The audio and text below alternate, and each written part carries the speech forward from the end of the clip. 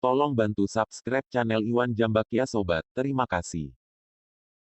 Assalamualaikum warahmatullahi wabarakatuh.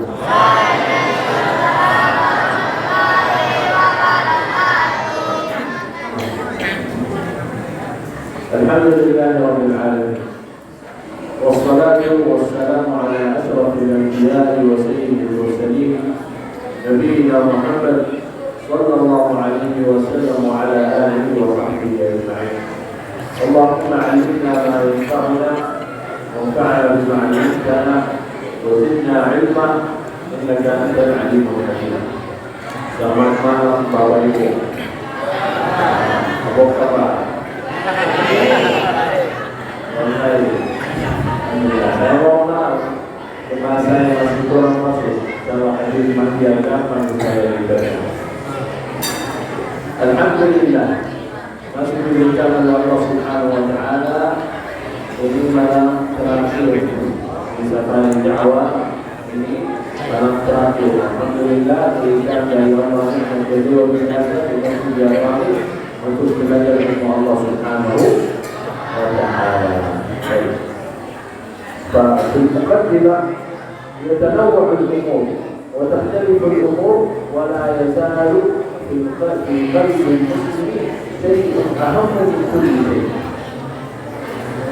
يوجد شيء في قلب المسلم لا بد ان يكون اهم من كل شيء اخر. ما هو هذا الشيء؟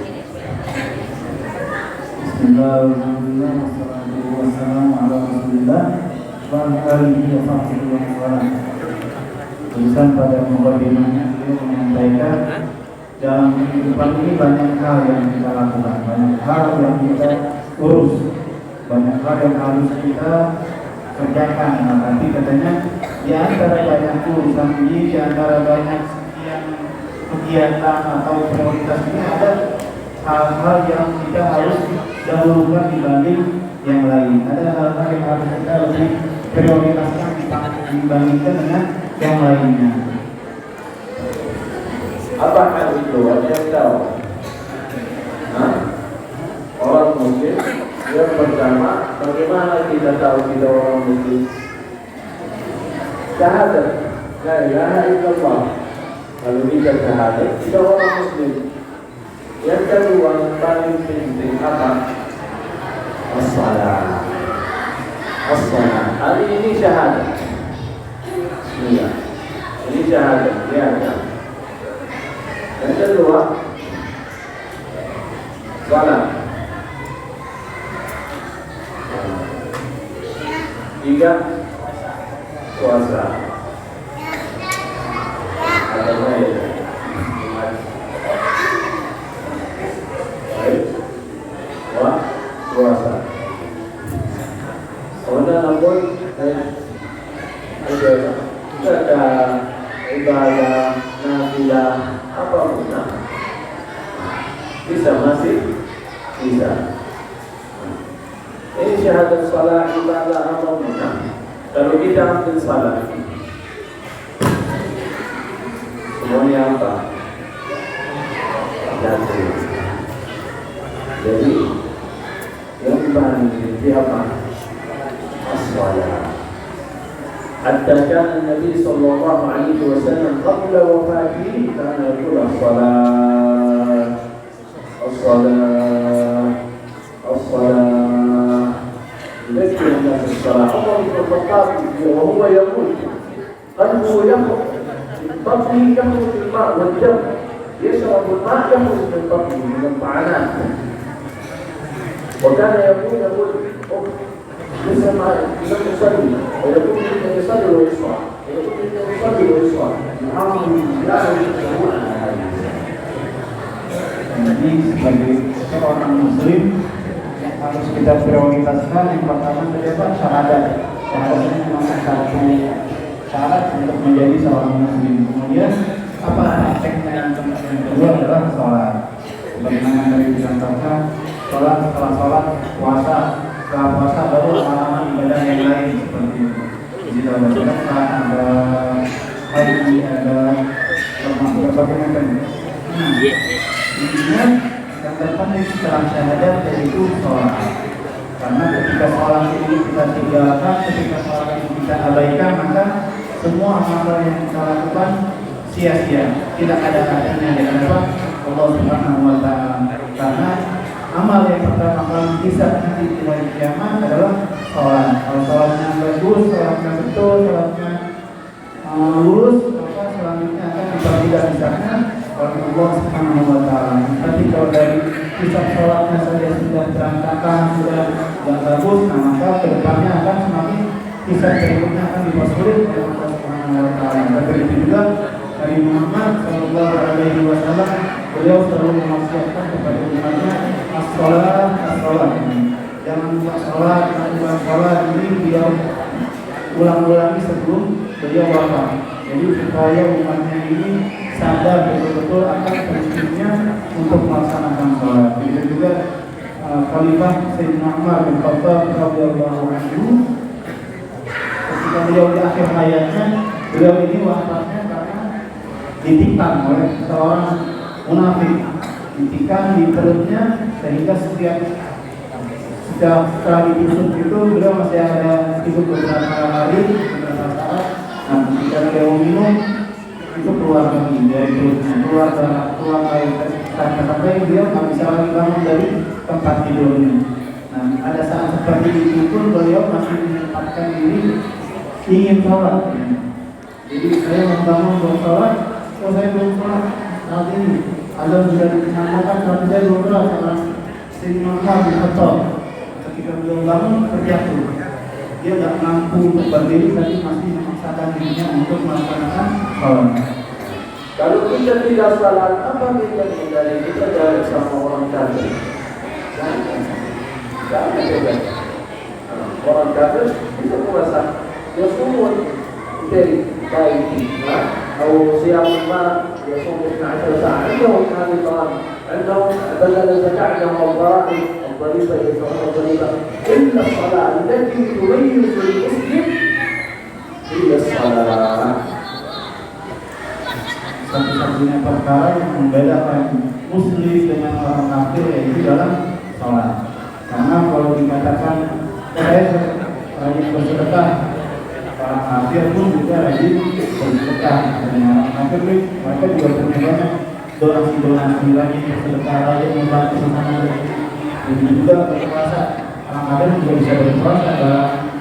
Dalam agama tertentu di situ juga ada ajaran untuk berpuasa. Tadi sekarang ada puasa-puasa yang dianjurkan oleh dokter, puasa diet, puasa untuk kesehatan dan lain-lain. Mereka juga puasa sebagaimana kita. Tapi kalau kita sholat, tidak ada ajaran sholat dalam agama mereka. Inilah yang membedakan kita orang-orang di luar kita. Kalau kita lihat orang muslim bisa semua amal ibadah diamalkan kecuali salat. Kalau sakit boleh tidak puasa. Kalau tidak ada umat, kita zakat. Kalau tidak bisa berangkat haji, tidak usah berangkat haji. Maka jadi salat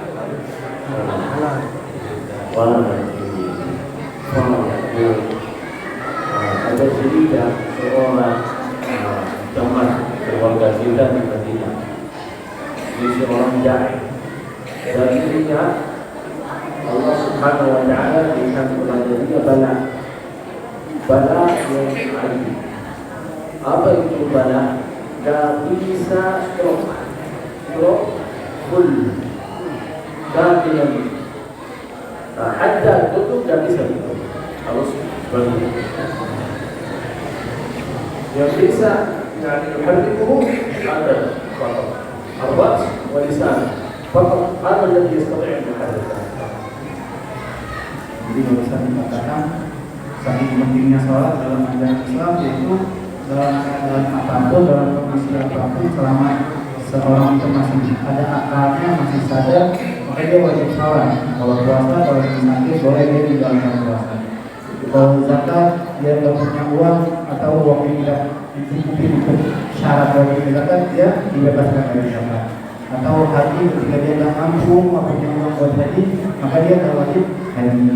Nah, tetapi kalau sholat, bagaimanapun kondisi tidak, mau lagi sakit, mau lagi punya uang, mau lagi sehat, atau punya lagi sehat, dia tetap diwajibkan untuk sholat. Nah, diceritakan ada satu tokoh di Madinah, kerabat dari keluarga kami, katanya seseorang ini seorang dai atau seorang motivator di Madinah. Nah, orang ini mempunyai penyakit stroke full badan, terusnya bukan setengah, bukan seperempat, tapi kalau seluruh badannya sebenarnya tadi dijatuhkan kalau dia duduk harus agak menyender seperti itu. Nah, ini dia ini dalam keadaan stroke, tetapi dia dalam keadaan tertentu. Nah, dia saking harus mementingkan kualitas sholat. Apakah nanti yang bisa kita ambil hikmahnya dari orang ini, kita akan dengarkan di sini. Walaupun dia 30 tahun stroke gak bisa bergerak, jadi tetap sholat 30 tahun, gak pernah dewasa. Dan Ali bertanya sama beliau, Syekh Abdullah Banimah, kalau wafat hari Jumat, baru wafat Ramadan ini, kalau wafat hari Jumat. Syekh Ali bertanya sama beliau, kalau ini harapan apa? Yang pertama, dia bilang saya harap Allah Subhanahu wa Ta'ala berikan sehat wal afiat walau bisa menjauh. Untuk apa? Jalan-jalan. Untuk apa? Untuk bisa, untuk saya bisa datang kepada saya di tempat ini. Saya tidak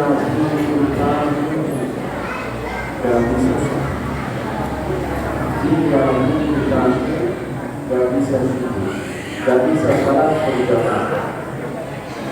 Bagaimana kita yang masih diberikan oleh Allah Subhanahu wa Ta'ala sehat wa afiat, tapi masih main-main salat, masih main-main salat berjamaah. Allahu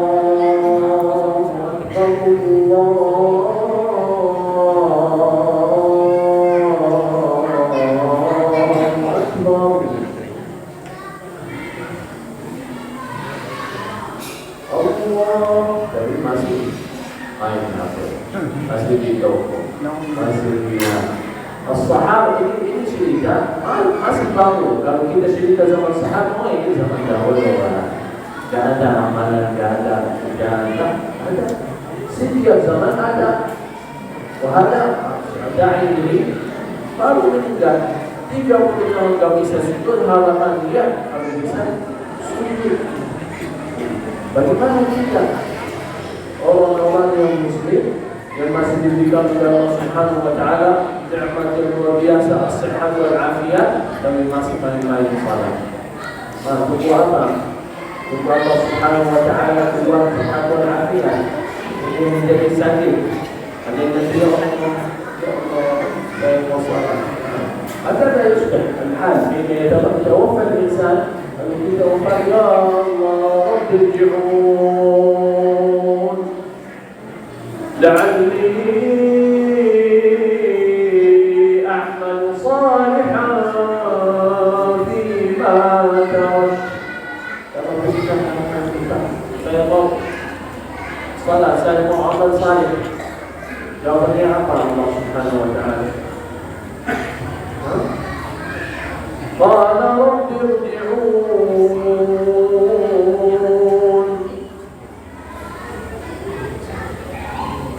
qala rabbi irji'un la'alli a'malu salihan fima taraktu. Kalla kalla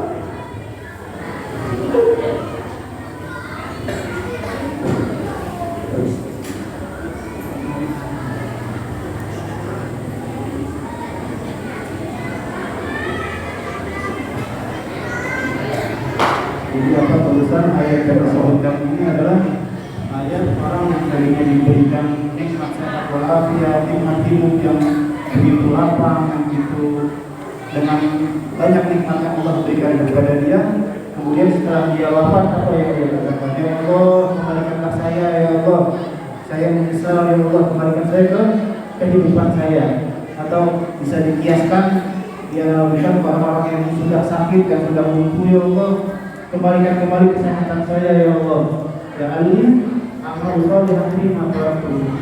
Saya kepengen nanti kalau saya hidup lagi atau saya sehat lagi, saya pengen mengerjakan amal-amal soleh yang telah saya tinggalkan waktu saya masih sehat, waktu saya masih hidup. Tolong kembalikan lagi ya Allah saya ke kondisi seperti itu. Nah, orang-orang yang telah wafat nanti di alam kuburnya atau orang yang sehat ketika dia diambil kesehatan oleh Allah Subhanahu wa taala, dia akan punya perasaan menyesal karena telah meninggalkan kewajiban-kewajiban yang Allah telah perintahkan kepada dia. Mau jawab jawabnya apa?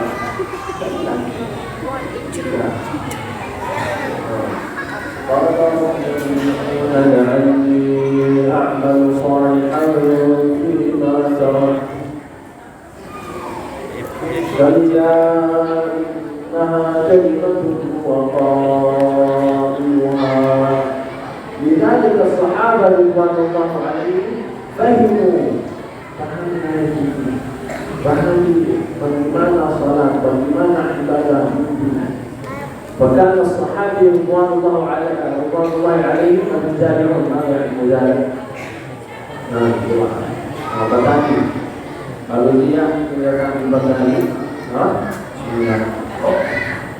فيؤذن الله أكبر الله أكبر. Amal apa? Sahabat radhiyallahu anhu. Dia tidak berikan ada itu semua campur. Dia tidak tahu. يتركه لا حتى ما يكمل إلى الأمام، يتركه في خلفه ليذهب إلى الصلاة ويبادر إلى الصلاة مع الجماعة. لأن في حديث من أحاديث النبي صلى الله عليه وسلم يقول ألا يريد النبي صلى الله عليه وسلم يريد أن يذهب ويأخذ بالنار ويحرق بيوت الناس لا يقومون إلى الصلاة. يريد هكذا، لكن منعه ذلك أنه لا يحرق بالنار إلا وقت. Barusan menambahkan, nah ayat berikutnya tadi kala ketika orang tersebut memohon kepada Allah, ya Allah kembalikanlah saya ke kehidupan saya lagi, atau kembalikan saya ke keadaan sehat saya lagi. Maka kata Allah, kala itu tidak akan bisa, ini sudah mustahil untuk kembali lagi ke dunia. Tidak ada kesempatan lagi buat kamu untuk memperbaiki amal soleh kamu. Saat kita untuk memperbaiki yaitu ketika kita sudah dalam keadaan nikmat, dalam keadaan hidup masih sehat, itulah saat kita untuk memperbaiki amal kita, memperbaiki kewajiban-kewajiban kita yang kita mungkin ada ketinggalan meninggalkan kewajiban yang kita sempurnakan ketika kita masih hidup. Terus dia menggambarkan ketika sahabat radhiyallahu anhu zaman Rasulullah, dulu para sahabat ini sebagai kan petani juga. Digambarkan kalau sahabat-sahabat para petani ini ketika mendengar suara azan di zaman Rasulullah sallallahu alaihi wasallam, ketika mereka mencampur, campurannya masih ada di atas pundak mereka, masih di atas bahu mereka, ketika dengar azan mereka malah lagi diam walaupun sekali, mereka dilempar untuk menghentikan pemenuhi panggilan azan atau memenuhi panggilan Allah Subhanahu wa taala. Hakata yajib ala al-muslimin. Ayat ini di dalam surat apa? Kalau kita fikirkan, ini orang kafir, orang mau balik dunia, mau amal saleh, mungkin di surat apa? Surat yang sebut hal ahwal al-kafirin, ahwal yang sudah ahwal orang fasik, betul. Tapi ayat ini di dalam surat Al-Mu'minun, surat orang yang beriman, sifat orang yang beriman.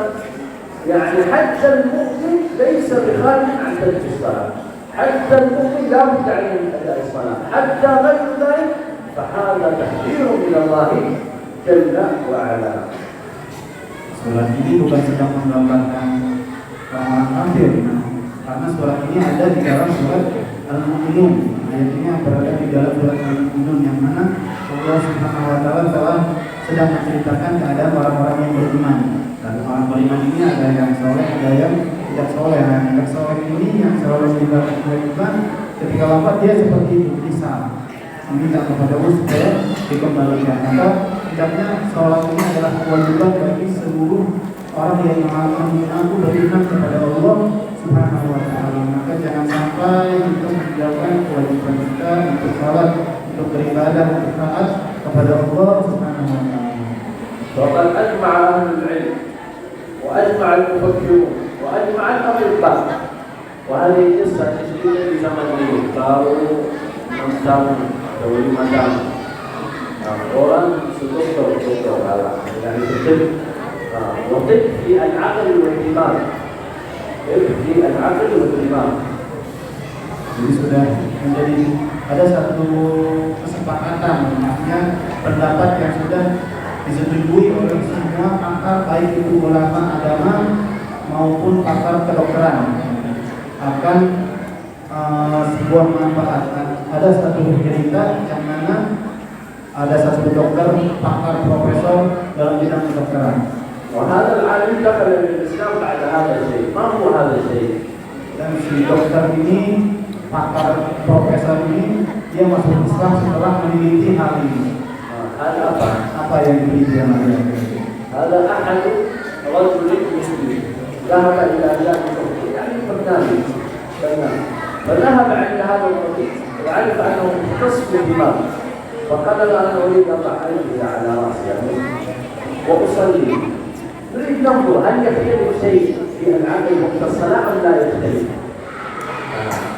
فيقول وضعوا على رأسي الجهاد وصلى ركعتين وبعد أن انتهى من الصلاة قاموا باختبار كان يوجد في الدماغ وقاموا قبل الصلاة باختبار ووجدوا أن بعد صلاته ووقت صلاته تفتحت مواضع السعادة في الدماغ، تفتحت مواضع الراحة في الدماغ، تفتحت مواضع السكينة في الدماغ.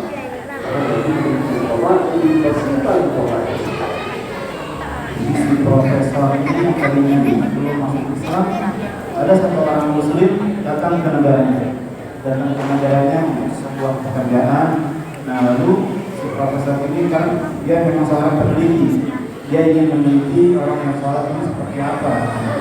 Jadi dia minta izin sama si Muslim ini, coba saya minta izin sama kamu, saya menaruh alat di kepala kamu untuk melihat apa yang silakan kamu.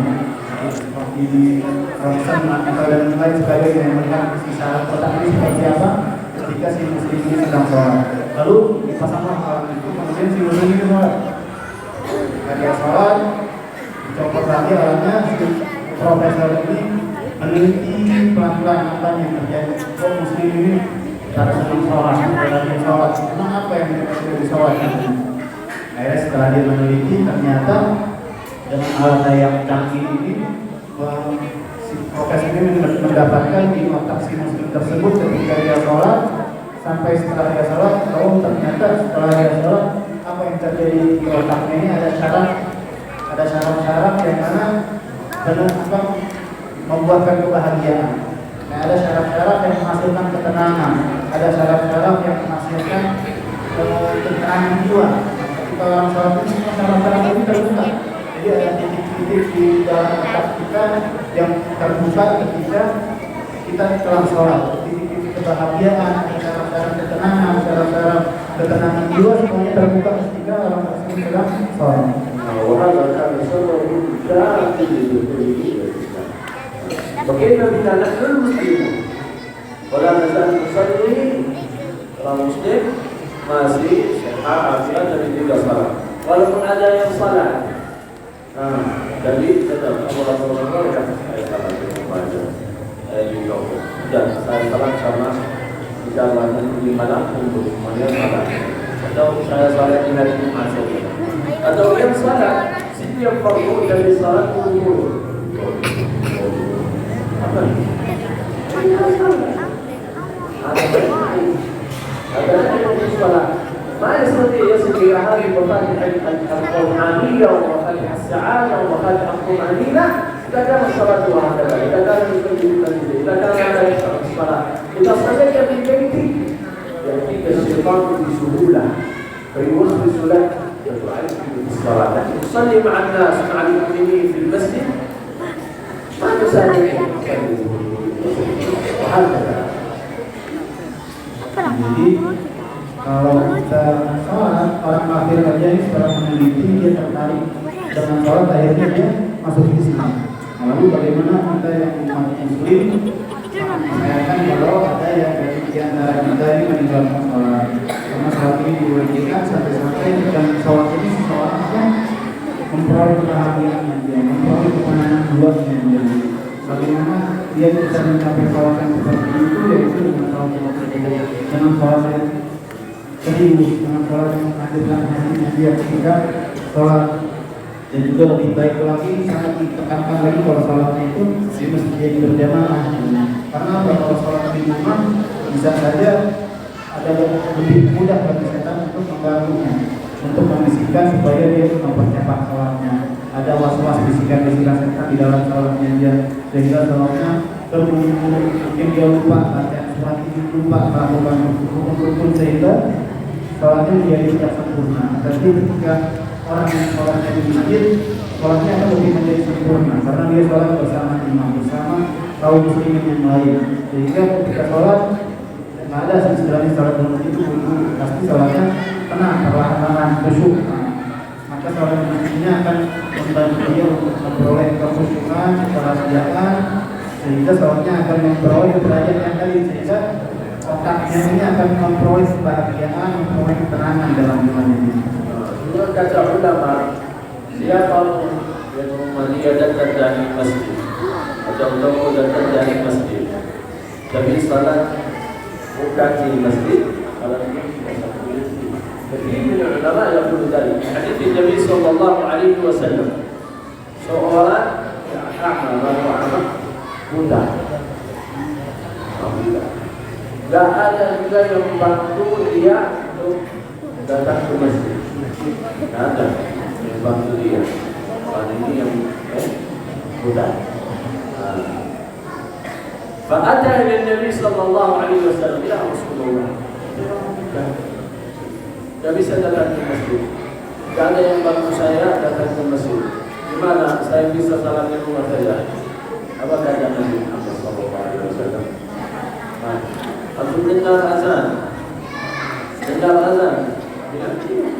Kalau dengar azan harus datang. Dengar azan harus datang. فإذا كنت تسمع النداء وأنت قريب من المسجد وتتساهل في هذا الأمر فاضرب في قلبك ولا يصيبك ذلك، يعني ولا ممكن تدله. Tidak dengar azan, saya bangun dari salat, saya salat. إذا ما كان يشعر في قلبه هذه المصيبة. لا بد أن المسلم أن يشعر في قلبه بالحزن إذا ترك العبادة، إذا ترك الصلاة، ويشعر بالفرح والسرور إذا أتى. Barusan diceritakan hadis dari Nabi Muhammad SAW kan bisa dengan seorang yang buta, yang baru bisa ke masjid sendiri, bahaya menuntut dia untuk pergi ke masjid. Dia mohon keringanan dari Rasulullah SAW, karena pada zaman Rasul dulu semua sahabat sholat di masjid bersama Rasulullah SAW. Ada satu orang buta datang ke Rasulullah, saya ini buta, ada orang yang mendampingi saya ke masjid, saya takut di jalan nanti ada hewan-hewan, ada ular dan lain sebagainya, sehingga ini saya jadi sulit untuk ke masjid. Lalu kata Rasulullah SAW, apakah kamu mendengar azan? Azan ini dari masjid masih kedengaran tak sama kamu? Masih ya Rasulullah. Selama kamu mendengar azan, maka kamu tetap harus sholat di masjid. Kata Rasulullah SAW. Nah, ini menjadi sebagian ulama mengatakan dari hadis ini, maka seorang yang rumahnya dekat masjid, apalagi bersama di masjid yang atau dia masih mendengar suara dari masjid, maka dia wajib sholat di masjid. Sehingga para ulama yang berpendapat ini mengatakan tidak sah kalau dia sholatnya di rumah. Ini yang pendapat sebagian. Walaupun ulama yang sebagian lagi mengatakan tetap sah, tetapi tidak afdal seperti ini. Nah, ini menjadi pentingnya sholat, terutama sholat di masjid berjamaah. Jadi kata ulama, kalau kita lihat ada seorang yang saleh atau wanita yang salihah, senyum akhlak yang baik, bantu tetangga, ويساعد الناس ويبتسم مع الناس وأخلاقه حسنة. يقول العلماء لا بد ولو كان عنده علم ما يعلمه بعد عمل صالح harus dia orang yang sering berjalan. لا بد مستحيل يكون هكذا صلاح وسعادة وفرح وسرور وتوفيق في الدنيا والآخرة إلا لأنه كان من أهل الإسلام، ولو أنه لا يفعل أي شيء إلا هذا لا كان يكفي أن يوفقه الله جل وعلا. Ini andai kata ada orang yang dikatakan orang ini orang yang paling berbahagia, orang soleh, orang yang rajin menyantuni orang-orang di sekitarnya, berbuat baik dengan tetangganya. Tapi kalau orang mengatakan tetap yang harus dilihat memperkuat kebaikannya adalah bagaimana sholatnya dia di masjid. Kalau sholatnya dia di masjid berarti dia termasuk orang-orang ahli, orang-orang yang termasuk orang yang dimuliakan oleh Allah Subhanahu wa Ta'ala, dan orang yang memang diberikan kebahagiaan dan ketenangan dalam hatinya oleh Allah Subhanahu wa Ta'ala. ومن ذلك أيضا kita sampaikan daiman yang dari orang muslim kata salat, betul, as-salat. ويقول في أهل العلم هذا من الفوائد والاستنباط وهذه فائدة استنبطها أنا أن الذي يميز الكافر عن المسلم الصلاة. فإذا نظرنا orang muslim, orang fakir, ya, tapi ada iman, ada buat iman, ada salat. Orang fakir, tak bisa mampu, sakit, ada masalah di dunia, tak bisa walaupun ibadah, tak bisa ibadah banyak. Sentuh, bahkan kalau kita tanya, alhamdulillah, nikmat, alhamdulillah. Jadi saya masih semangat, masih bahagia.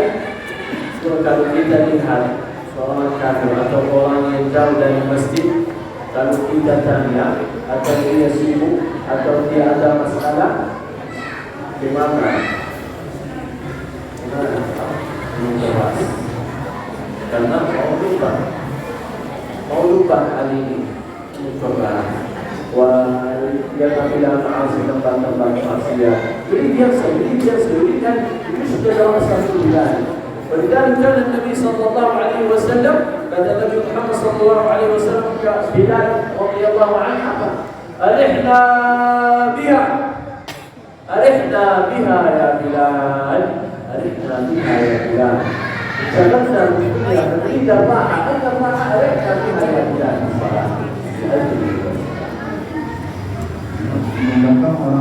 Contohkan orang muslim yang dia rajin menjaga sholatnya. Kalau kita tanya, walaupun dia misalkan orang tersebut dalam keadaan fakir, miskin, atau dalam keadaan kurang sehat, banyak masalah, banyak kesulitan, pekerjaannya orang-orang, tapi kalau dia menjaga sholatnya, kalau ditanya bagaimana keadaannya, pasti dia jawabnya alhamdulillah dalam keadaan yang baik. Karena apa? Karena dia menjaga sholatnya, maka dia diberi tanaman oleh Allah Subhanahu wa Ta'ala. Tapi sebaliknya, kalau ada orang yang tidak pernah sholat, meninggalkan sholat, walaupun dia dalam keadaan banyak uang, keluarganya banyak, pekerjaannya luar biasa, aset kekayaannya di mana-mana, tapi dia meninggalkan sholat, apa yang dia lakukan ketika dia memperoleh kebahagiaannya? Dia, kalau kita tanya, saya ini kantor ini perusahaannya ini uangnya kehilangan uang dan lain-lain, apa menghilangkan itu semua dari keterangan dalam maksiat di tempat-tempat yang tidak diridhoi oleh Allah Subhanahu wa Ta'ala. Dia mencari tanaman keluar negeri dalam pakai melihat maksiat, misalnya dia main judi atau minum minuman khamr atau dia pakai narkoba supaya untuk menghilangkan rasa sumpahnya, rasa stresnya dia. Nah, orang yang nggak salat, maka cara mereka untuk menghindari sumpahnya dia itu dengan cara-cara yang kita dibuai atau diperbaiki oleh Allah Subhanahu wa Ta'ala. ولذلك ننظر أين حالة الاجتهاد عندهم. فمن عندنا هم فضلنا وهم حاجتنا وهم لكن لا نصل إلى ما يصلون إليه. Itu mestinya dari hidup yang bahagia. Man 'amila salihan min dhakarin aw untha wa huwa mu'min falanuhyiyannahu hayatan thayyibah. وفي الآية الأخرى يا الذين آمنوا وتطمئن قلوبهم بذكر الله ألا بذكر الله تطمئن القلوب يا أيها الذين آمنوا اذكروا الله ذكرا كثيرا وسبحوه بكرة وأصيلا. أين تجتمع الملائكة؟ أين كانت الملائكة تقول mana? Amal sujud, datang di pintu masjid. Siapa yang datang? Datang. Pada fajar, malaikat datang subuh. Inna Qur'an al-fajr kana mashhuda. كثير من الآيات والعظائم والفضائل كلها ذلك في فضائل صلوات الله في ساجده جدا جدا. لماذا نحن؟ kenapa tidak masjid? Kalau kita salat di rumah, kenapa tidak masjid? Dimana Nabi Sallallahu Alaihi Wasallam datang ke Madinah, yang pertama datang ke Madinah ke mana? Mau istirahat? An-naqah, ayah, naqah, zahabat, al-qaswah, فمشت فحج جلست قالوا إلى المسجد المبارك ومباشرة بلغوا المسجد. وكان النبي صلى الله عليه وسلم ما يأتي من سفر ولا حضر إلا ويصلي ركعتين في مسجد الله. هذه معرفة عظمة الله جل وعلا. ومن أراد التوفيق والسعادة والنجاح عليه بكثرة الصلاة وما لم تصل في الليل بيد الله جل وعلا. hal-hal yang menimpa orang yang kita sudah lihat dia sudah bahagia banget karena banyak uangnya, pekerjaannya sukses, pekerjaannya lancar, dia jadi pegawai di perusahaan yang besar. Nah, tapi mungkin di saat yang sama kita dapati sebagian orang tersebut ada yang bunuh diri. Kenapa dia bunuh diri? Karena dia stres, karena dia tidak ada kebahagiaan, dia tidak dapat kebahagiaan walaupun dia berhidup bergelimangan harta, bergelimangan materi yang banyak, dia pekerjaannya bagus, dia sarjana, S1, S2, S3, profesor, tapi dia tidak memperoleh kebahagiaan. Kemudian dia apa yang dia ambil sebagai solusinya? Dia ambil jalan bunuh diri. Nah, ini adalah cara yang sangat disayangkan. Padahal kalau dia tahu cara untuk mendapatkan kebahagiaannya dia, jalan keluarnya dia, jalan kemudahannya dia ada di dalam masjid, ada di dalam sholatnya dia.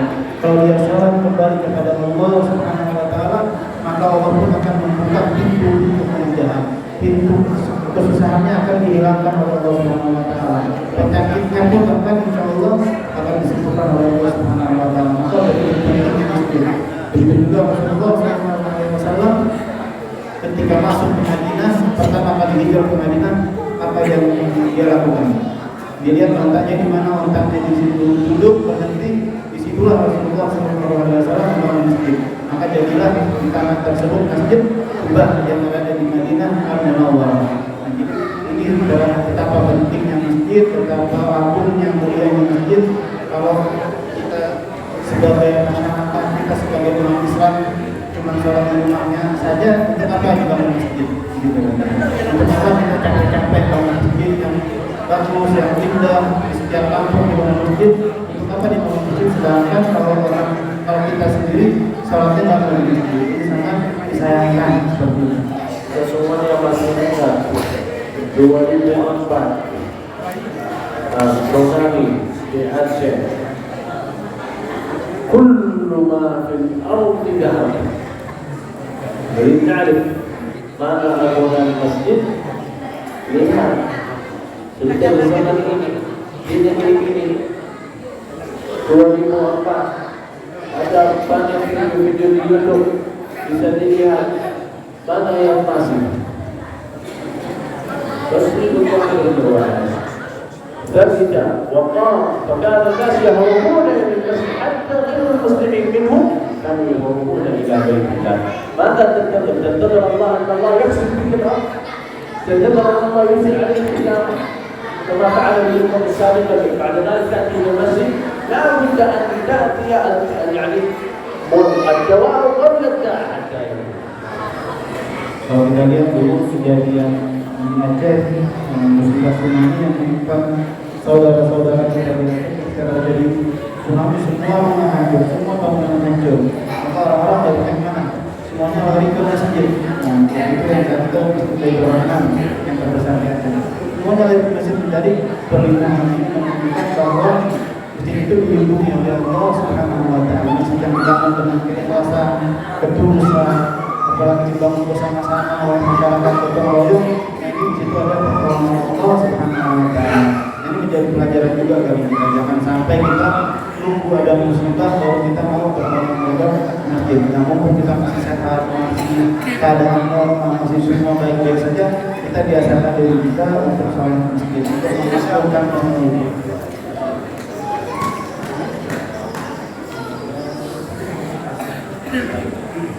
Jadi harus kita apa? Jaga salat, jaga salat di masjid. Allah Subhanahu Wa Taala memberikan kita semuanya nikmat yang luar biasa, istiqamah dan taufik untuk kita salat sendiri di masjid, salat berjamaah. Amin. Innallaha ya'muru masajid Allah. ما يمكن أن تعمر هذه البيوت إلا من آمن بالله جل وعلا. فلذلك هذه هي الوصية، جاء صلاة في المسجد. إن شاء الله صيام. صيام. إن شاء الله صيام. صيام إن شاء الله صيام. كتانا. بسم الله. Siapa yang cintai Allah Subhanahu Wa Taala dan Rasulnya, katakan.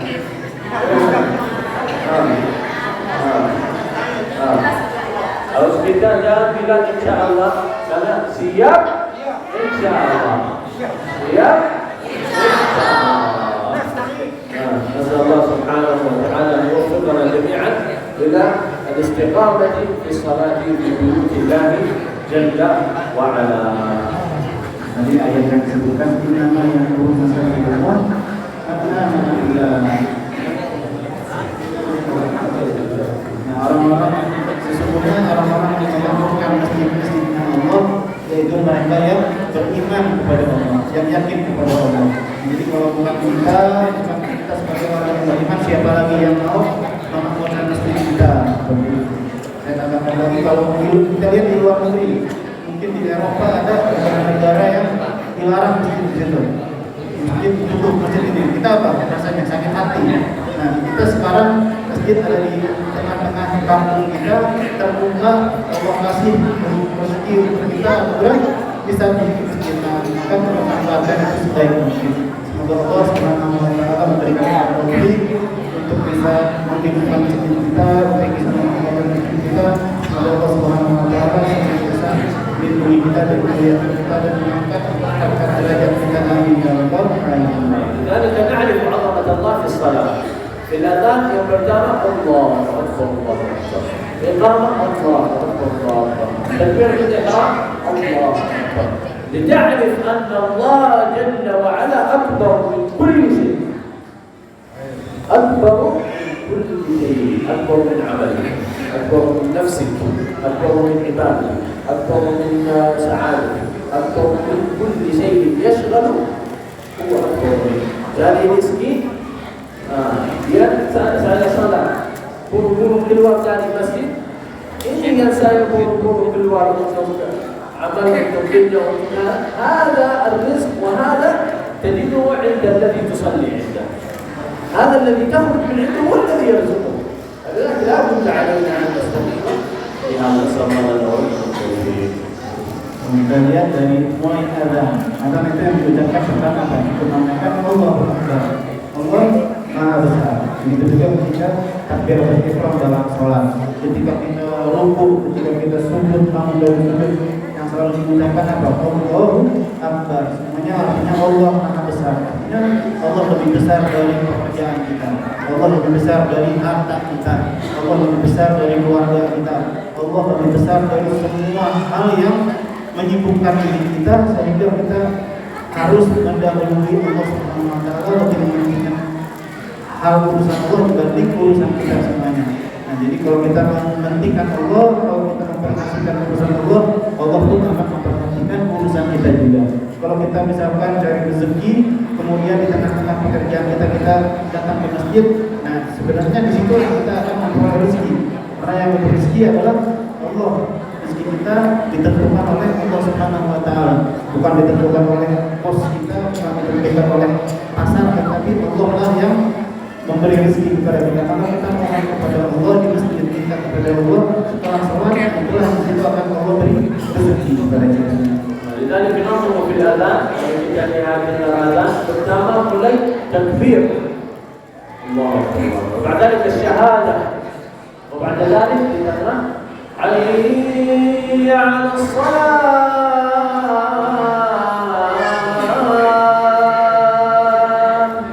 فإذا أتينا بنقول حي على الصلاة ماذا يحصل لنا؟ حي على الفلاح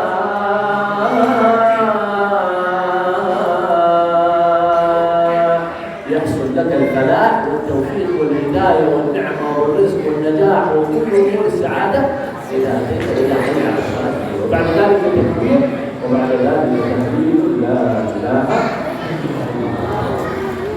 Dia tadi dari lafaz azan yang dimulai dengan takbir, yaitu menyebutkan kebesaran Allah, kemudian dilanjutkan dengan asyhadu an la ilaha illallah, asyhadu anna muhammadar rasulullah, kalimat tauhid, kalimat pengakuan akan kenabian yang besar Muhammad sallallahu alaihi wasallam. Lalu apa selanjutnya? Hayya 'alas shalah. Kita si muadzin mengajak kita untuk sholat. Sebenarnya bukan panggilan muadzin, tetapi panggilan Allah Subhanahu wa taala. Setelah ayat salat hayya 'alas shalah, hayya 'alal falah. Artinya mari kita menuju kebahagiaan. Jadi barang siapa yang memenuhi panggilan untuk hayya 'alas shalah, maka dia akan mendapat jawaban itu hayya 'alal falah. Mari kita menuju kebahagiaan. Ayo kita artinya ketika engkau memenuhi panggilan salat, maka Allah akan memberikan kebahagiaan kepadamu, memberikan kesuksesan, memberikan kelancaran rezeki, memberikan kebahagiaan, ketenangan dan lain-lain. Semua hajatnya akan diberikan oleh Allah Subhanahu wa taala kalau kita mementingkan Allah Subhanahu wa taala. Kemudian setelah ini lagi dengan Allahu Akbar dan kalimat tauhid la ilaha illallah. وهذه هي الدعوة. لا نسمع المحاضرة الآن إلا keluar dari masjid dan lain-lain. Hati-hati. لذلك نريد نحن نحفز. الأب يكلم أبنائه، وصاحب العمل يكلم عامليه، وصاحب المنطقة ينادي عامليه وينادي هيا نصلي هيا نساعد بعضنا البعض، لأن المؤمن إذا حاول لوحده يتعب ويصعب عليه، لكن مع بعضنا نقوم قيامة والقيامة الإسلامي بإذن الله وعزته. Saya harapkan setelah keluarnya dari tempat ini, setelah mendengarkan apa-apa yang saya sebutkan barusan, yuk mari kita sama-sama hidupkan. Jangan keluar dari tempat ini lupa lagi. Kita sama-sama amalkan ini, kemudian kita ajak keluarga kita, ajak teman-teman kita. Yang punya karyawan, yuk ajak karyawannya. Yang dia sebagai pejabat, ajak rakyatnya untuk sama-sama menghidupkan masjid di kampungnya seperti ini. وأنا أتمنى يعني يصبح هذا المسجد دائما هكذا مزدحم. هذا شيء سعيد يسعد الله ورسوله. تريد أن ترى الرسول صلى الله عليه وسلم في المنام أو مني رسول الله صلى الله عليه وسلم في الفيديو، ما هو تريدان؟ ها؟ Ada yang mau Rasulullah sallallahu alaihi wasallam. Ada. Berarti orang muslim mau seperti Rasulullah sallallahu alaihi wasallam. Harus kita نحافظ على الصلاة، نطهر قلوبنا من ترك الصلاة، فيأتينا رسول الله ويبشرنا بالخيرات بإذن الله. Dan barusan yang disampaikan, saya juga berharap supaya di setiap salat lima waktu ini sama seperti ini. Kira-kira bisa ya untuk kita menjaga supaya masjidnya selalu ramai, makmur seperti ini. Baik yang mungkin yang perempuan, yang dewasa, yang anak-anak semua datang ke masjid supaya apa? Untuk menggembirakan Rasulullah Sallallahu Alaihi Wasallam. Jadi Allah pun senang, Rasulullah pun senang kalau melihat masjid-masjid ini dipenuhi oleh orang-orang yang soleh, dipenuhi oleh orang-orang yang beriman untuk beribadah di dalamnya. Nah, karena digambarkan tadi kalau kita mau ketemu Rasulullah, kita mau mendapatkan syafaatnya Rasulullah, tentunya kita harus membahagiakan Rasulullah SAW, membuat Rasulullah ini senang sehingga Rasulullah mau bertemu dengan kita, mau mendatangi kita di dalam mimpi kita dengan membawa kabar gembira dengan berbagai kebaikan. Kalau kita mau ketemu Rasulullah dalam keadaan yang bahagia, maka kita harus bahagiakan juga Rasulullah SAW. Mari kita bersama cuci hati kita dan datang kepada Allah Subhanahu wa Ta'ala. Barakallahu lana wa lakum, nasallallahu subhanahu wa ta'ala bima qulna an yuwaffiqana lahu. Awalan nahnu hadhihi nasiha laysat lahu faqat wa innama li aydan نضيع حتى نحن الصلاة ولكن لا بد على الإنسان أن يحزن على ذلك. هذه نصيحة أوجهها لنفسي وللعلماء ولأصحاب المسجد ولمن هم بعيدون عن المسجد ولكل من يسمع هذا المقطع سواء من الحاضرين أو حتى من المشاهدين في الهواتف. نسأل الله سبحانه وتعالى أن يرزقنا الاستقامة في الصلاة. Semoga Allah Subhanahu wa Ta'ala memberi kita taufik, memberi kita hidayah supaya kita bisa memakmurkan masjid, supaya kita bisa istiqomah selalu sholat di masjid. Ini doa bukan hanya ini bukan nasihat untuk kalian saja, tapi untuk diri saya juga. Karena ya saya sebagai manusia tentunya ada kalanya saya hilang. Terkadang saya suka meninggalkan sholat masjidnya ini bukan hanya untuk kalian, tapi juga nasihat untuk diri saya sendiri.